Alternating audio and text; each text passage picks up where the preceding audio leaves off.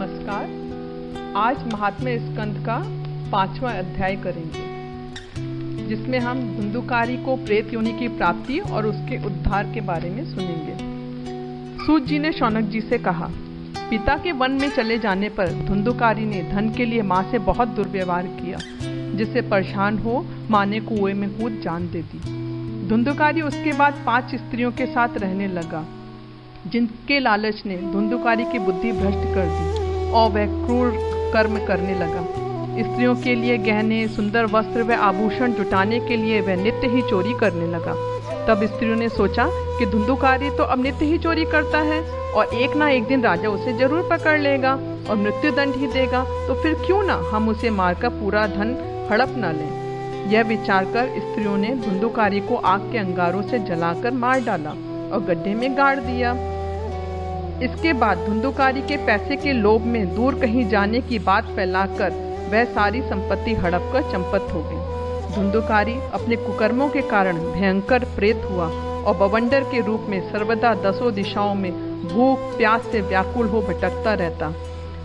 वह हा देव चिल्लाता रहता, पर उसे कोई आश्रय न मिलता। इधर कुछ काल बीतने पर गोकर्ण ने भी लोगों के मुख से धुंधुकारी की मृत्यु का समाचार सुना तथा उसे अनाथ समझकर उन्होंने गया जी में उसका श्राद्ध कर दिया। वह जहाँ जहाँ भी जाते उसका श्राद्ध अवश्य करते। इस प्रकार घूमते घूमते गोकर्ण जी एक बार अपने गांव में आए और छुपते छुपाते वे अपने घर में जाकर रात में सोने के लिए पहुंच गए। वहां अपने भाई को सोता देख आधी रात के समय धुंधुकारी ने अपना विकट रूप दिखाया। वह कभी भेड़ बनता, कभी हाथी बनता और कभी अग्नि का रूप धारण करता। अंत में उसने मनुष्य के आकार में रूप लिया। यह विपरीत अवस्थाएं देखकर गोकर्ण ने निश्चय किया कि जरूर यह कोई दुर्गति प्राप्त जीव है। तब गोकर्ण ने पूछा कि तू कौन है और रात्रि में ऐसा भयानक रूप क्यों दिखा रहा है? तू क्या प्रेत है, पिशाच है अथवा कोई राक्षस है? गोकर्ण के इस प्रकार पूछने पर धुंधुकारी का भूत जोर जोर से रोने लगा, पर उसमें बोलने की शक्ति नहीं थी, इसलिए उसे संकेत मात्र से ही कुछ कहना चाहा। तब गोकर्ण ने अंजलि में जल भरकर उसे अभिमंत्रित करके उस पर छिड़का। इस प्रकार धुंधुकारी के कुछ पापों का शमन हुआ और वह कहने लगा कि गोकर्ण जी, मैं आपका भाई हूँ, मेरा नाम धुंधुकारी है। मैंने अपने दोषों के कारण ही यह रूप पाया है। मेरे कुकर्मों की गिनती नहीं की जा सकती। इसी से अब मैं प्रेत योनि में पड़कर यह दुर्दशा भोग रहा हूँ। अब दैववश कर्म फल का उदय होने से मैं केवल वायु भक्षण करके ही जी रहा हूँ। भाई, तुम दया के समुद्र हो, अब किसी प्रकार जल्दी से मुझे इस योनि से छुड़ाओ। गोकर्ण जी ने धुंधुकारी की सब बात सुनी और कहा कि मुझे तो बड़ा आश्चर्य है। मैंने विधि पूर्वक गया जी में तुम्हारा पिंडदान किया, फिर तुम्हें प्रेत योनि क्यों मिली? तुम प्रेत योनि से मुक्त कैसे नहीं हुए? यदि गया श्राद्ध से भी तुम्हारी मुक्ति नहीं हुई, तब इसका और कोई उपाय है ही नहीं। अच्छा, अभी तो तुम निर्भय होकर अपने स्थान पर रहो। मैं विचार करके तुम्हारी मुक्ति के लिए कोई दूसरा उपाय सोचता हूँ। गोकर्ण की आज्ञा पाकर धुंधुकारी वहाँ से अपने स्थान पर चला गया। इधर गोकर्ण ने रात भर विचार किया, तब भी उसे कोई उपाय न सूझा। तब उन्होंने सुबह विद्वान, योगीनिष्ठ, ज्ञानी और वेदज्ञ पुरुषों से इस बारे में बताया। उन्होंने भी अनेक शास्त्रों को उलट पलट कर देखा, पर उन्हें कोई उपाय न सूझा। तब सबने यही निश्चय किया कि सूर्य नारायण जो आज्ञा करेंगे वही करना चाहिए। अतः गोकर्ण ने अपने तपोबल से सूर्य की गति को रोक दिया। उन्होंने स्तुति की, भगवान आप सारे संसार के साक्षी हैं, मैं आपको नमस्कार करता हूँ। आप कृपा करके धुंधुकारी की मुक्ति का साधन बताइए।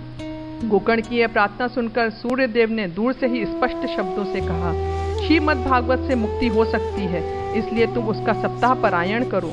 सूर्य का यह धर्ममय वचन वहाँ सभी ने सुना। तब सबने यही कहा कि प्रयत्न पूर्वक यही करो, और यह है भी बहुत सरल उपाय। अतः गोकर्ण जी ने तदनुसार निश्चय करके कथा सुनाने के लिए तैयार हो गए। देश और गांव से बहुत सारे लोग वहाँ पर उनकी कथा को सुनने के लिए आए। वहाँ पर इतनी भीड़ हो गई कि देवताओं को भी आश्चर्य होने लगा। जब गोकर्ण जी व्यास गद्दी पर बैठकर कथा कह रहे थे, तब प्रेत भी वहाँ आ पहुँचा और वह इधर उधर बैठने के लिए स्थान ढूंढने लगा। तभी उसे वहाँ पर सीधे रखे 7 गांठ की बांस दिखाई दिए। उसी के नीचे के छिद्र में घुसकर वह कथा सुनने के लिए बैठ गया। वायु रूप होने के कारण वह कहीं और बैठ नहीं सकता था। गोकर्ण जी ने जब कथा सुनानी आरंभ करी तब गोकर्ण जी ने वैष्णव ब्राह्मण को मुख्य श्रोता बनाया और प्रथम स्कंध से ही स्पष्ट स्वर में कथा सुनानी आरंभ कर दी।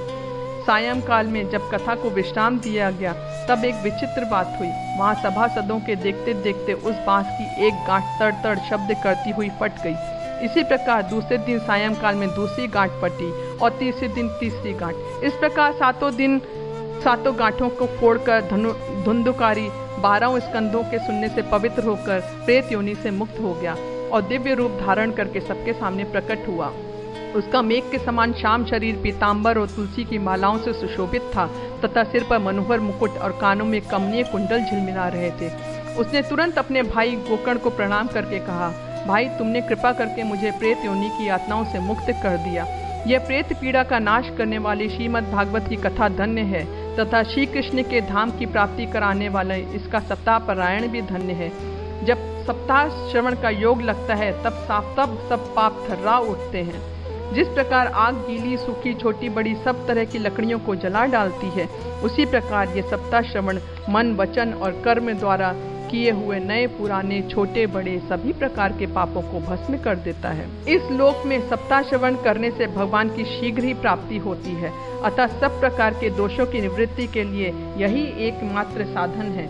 विद्वानों ने देवताओं की सभा में भी कहा है कि जिसने श्रीमद् भागवत की कथा नहीं सुनी उसका जीवन व्यर्थ है।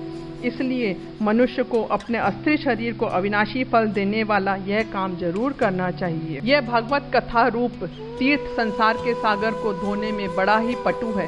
विद्वानों का कथन है कि जब यह हृदय में स्थित हो जाता है तब मनुष्य की मुक्ति निश्चित ही समझनी चाहिए। जब धुंधुकारी यह सब बातें कह रहा था तभी वैकुंठवासी पार्षदों के सहित एक विमान वहां उतरा। उसके सब और मंडलाकार प्रकाश फैल रहा था। सब लोगों के सामने ही धुंधुकारी उस विमान पर चढ़ गया। तब उस विमान पर आए हुए पार्षदों को देखकर गोकर्ण जी ने उनसे पूछा कि यहाँ पर तो अनेक श्रोतागण हैं, उन सब के लिए आप लोग क्यों विमान नहीं लाए? हम सब ने तो समान रूप से कथा सुनी, फिर फल में इस प्रकार भेद क्यों हुआ, बताइए। तब भगवान के पार्षदों ने कहा कि इस फल भेद का कारण इसके श्रवण का भेद है। यह ठीक है कि श्रवण तो सबने समान रूप से ही किया है, किंतु इसके जैसा मनन नहीं किया। इसी से एक साथ भजन करने पर भी उसके फल में भी भेद रहा। इस प्रेत ने 7 दिनों तक निराहार रहकर श्रवण किया और उसके साथ साथ खूब मनन भी किया। जो ज्ञान दृढ़ नहीं होता वह व्यर्थ हो जाता है।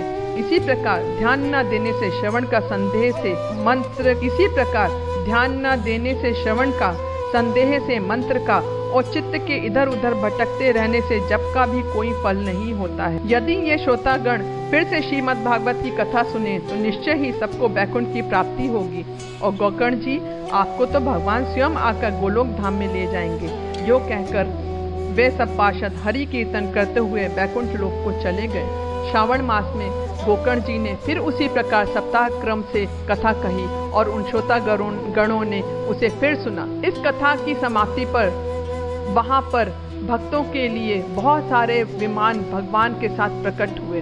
सब ओर से खूब जय जयकार और नमस्कार की ध्वनियां होने लगी। भगवान स्वयं हर्षित होकर शंख की ध्वनि करने लगे और उन्होंने गोकर्ण को हृदय से लगाकर अपने ही समान बना लिया। उन्होंने क्षण भर में ही अन्य सब श्रोताओं को भी मेघ के समान श्यामवर्ण रेशमी पीतांबरधारी तथा किरीट और कुंडली आदि से विभूषित कर दिया।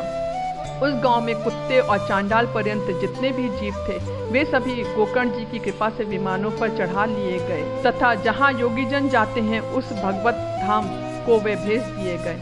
इस प्रकार भक्त वत्सल भगवान श्री कृष्ण कथा श्रवण से प्रसन्न होकर गोकर्ण जी को साथ लेकर अपने ग्वाल बालों के प्रिय गोलोक धाम में चले गए। जिस लोक में सूर्य चंद्रमा और सिद्धों की भी कभी गति नहीं हो सकती उसमें वे श्रीमद् भागवत श्रवण करने से चले गए। सप्ताह यज्ञ के द्वारा कथा श्रवण करने से जैसा उज्जवल फल संचित होता है, वहाँ जिसने भी अपने कर्णपुट से गोकर्ण जी की कथा के एक अक्षर का भी पान किया था वे फिर माता के गर्भ में कभी नहीं आए।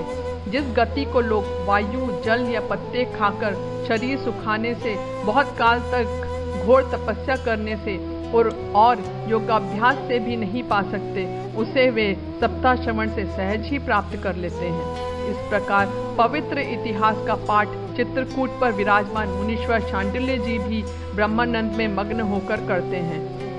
यह कथा बड़ी ही पवित्र है, एक बार के श्रवण से ही समस्त पाप राशि को भस्म कर देती है। यदि इसका श्राद्ध के समय पाठ किया जाए तो इससे पितृगण को बड़ी तृप्ति होती है और नित्य पाठ करने से मोक्ष की प्राप्ति होती है। धन्यवाद। यदि आपको हमारा चैनल पसंद आए तो आप इसे प्लीज़ सब्सक्राइब करिए। Thank you.